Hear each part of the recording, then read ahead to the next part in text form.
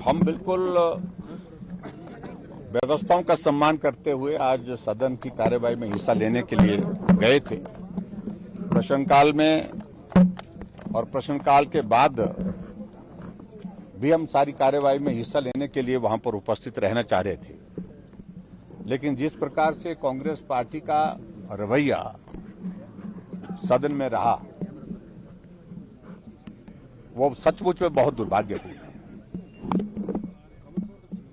हमने point of order के अंतर्गत माननीय सदस्य रणधीर शर्मा जी ने जो पॉइंट रेज किए उनका जवाब देने की स्थिति में नहीं सरकार है।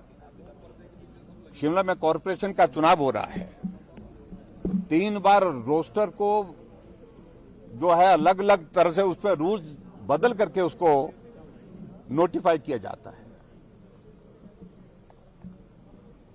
6 तारीख से 15 तारीख तक 16 तारीख तक वोट बनाने की तारीख तय हुई, लेकिन 15 तारीख को एक अलग आदेश आ जाता है कि अब वोट जो है वो 20 तारीख तक बनेंगे।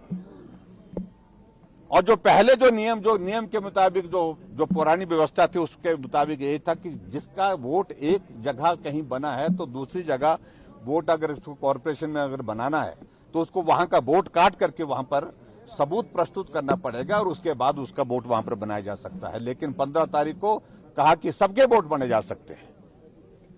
रातों रात वहां पर बहुत बड़ी संख्या, हजारों की संख्या में वोट बनाने की प्रक्रिया को अधिकारी को कहा गया। 11,000 के करीब नए वोट यहां शिमला कॉर्पोरेशन के बना दिए गए। और उसके पीछे मंशा क्या कि वो वोट बनाए गए जो सीधा सीधा कांग्रेस पार्टी को वोट देने वाले, कांग्रेस पार्टी को लाभ देने वाले। और दूसरी बात, 41 से 34 सीट्स करना, कॉर्पोरेशन के वार्ड्स करना, ये अधिकार सरकार का नहीं, ये चुनाव आयोग का है।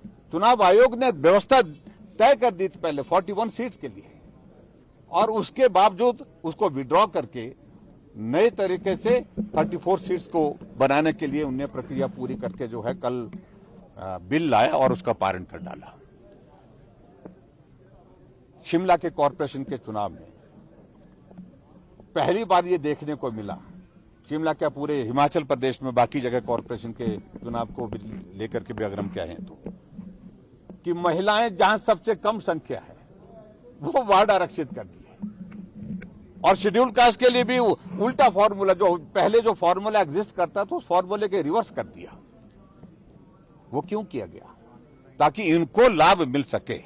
एक एक सीट का फॉर्मूला बनाने लग पड़े। इस सीट को हम कैसे जीत सकते हैं? इसको रिजर्व करके जीत सकते हैं या ओपन करके जीत सकते हैं, महिला के लिए करके जीत सकते हैं या अनुसूचित जाति के लिए करके इसको आरक्षित करके जीत सकते हैं। इस बात को उन्हें तय करने के बाद जो है वो सारी व्यवस्थाएं जो इस प्रकार से तहस नहस करके इस रोस्टर को लागू करने की दिशा में आगे बढ़ा। और अभी तक ये सारा मामला कोर्ट में चल रहा है। कोर्ट ने भी शायद, मुझे लगता है कि आज नोटिस दिए हैं, जो मेरी जानकारी के मुताबिक आज भी लगा था कोर्ट में, उसमें गवर्नमेंट को नोटिस इशू हुआ। उस पर मैं कोई टिप्पणी नहीं करना चाहता हूं, लेकिन सारी व्यवस्थाओं को तहस नहस करके, जहां व्यवस्था परिवर्तन की बातें हो रही है, सारी व्यवस्थाओं को इस कदर तहस नहस करके शिमला कॉर्पोरेशन के चुनाव को प्रभावित करने की जो कोशिश की जा रही है, इसका हम विरोध कर रहे हैं। और दूसरा, आज मुझे इस बात को लेकर के भी खेद है। मैं अध्यक्ष महोदय के आसन का बहुत सम्मान करता हूं, लेकिन जिस प्रकार से माननीय रणधीर शर्मा जी ने कुछ शब्दों का जिक्र किया, उन शब्दों को कार्यवाही से हटाने की वजह कोई बनती ही नहीं थी। अवमानना शब्द इस माननीय सदन में हजारों बार इस्तेमाल हुआ होगा, कभी भी उसको डिलीट नहीं किया गया, कभी भी उसको कार्यवाही से निकाला नहीं गया। सदन को गुमराह करने का शब्द हजारों बार यहां पर सदन के अंदर कहा गया है, कभी भी आज तक की हमने कार्यवाही से उसको डिलीट होते नहीं देखा। और जिन शब्दों का इस्तेमाल किया गया उनमें से एक भी शब्द इस प्रकार से नहीं था, क्योंकि हम भी इस विधानसभा के अंदर पिछले 25 वर्षों से ज्यादा समय से हैं। कभी भी हमने कार्यवाही से ऐसे शब्दों को कार्यवाही से निकालते नहीं देखा। लेकिन ये भी एक दुर्भाग्यपूर्ण परिस्थिति है, जब इनके शब्द को कार्यवाही से हटाने की बात कही गई, हमको उस बात को लेकर के भी दुख है। ये भी हमारे लिए एक सचमुच में एक बहुत बड़ा एक विषय था कि जो कार्रवाई का हिस्सा हमेशा वो जो शब्द रहे हैं उनको कार्रवाई से पहली बार हटाया गया। लेकिन मुझे लगता है कि सबऑर्डिनेट सिलेक्शन बोर्ड में जो धांधलियां हुई है उस चर्चा पर वो भाग नहीं लेना चाहते थे, उस चर्चा से पीछे हटना चाहते थे और इसलिए उन्होंने एक बहाना ढूंढा और वॉकआउट कर दिया। वॉकआउट करके वो अपनी खबर बनाना चाहते हैं। जो सदन होता है उसमें चर्चा में भाग लेना चाहिए, चर्चा में भाग लेकर भी खबर बनती है, सिर्फ वॉकआउट करने से ही खबर नहीं बनती। बात कुछ नहीं है, स्पीकर महोदय ने व्यवस्था दी कि इन शब्दों का प्रयोग नहीं किया जाना चाहिए, उस आधार पर उन्होंने वॉकआउट कर दिया।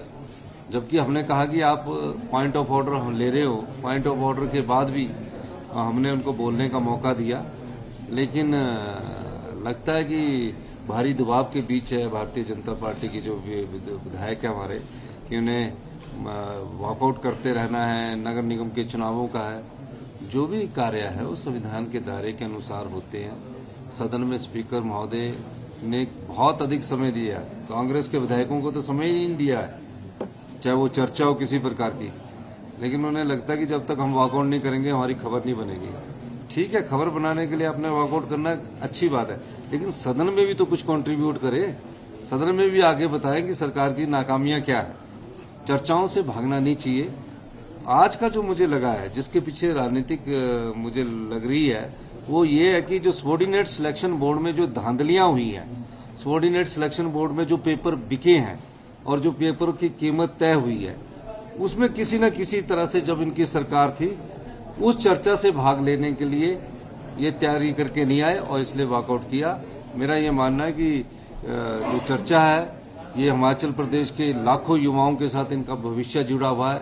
किस प्रकार सबऑर्डिनेट सिलेक्शन बोर्ड में पेपर बिकते रहे, किस प्रकार की धांधली होती रही।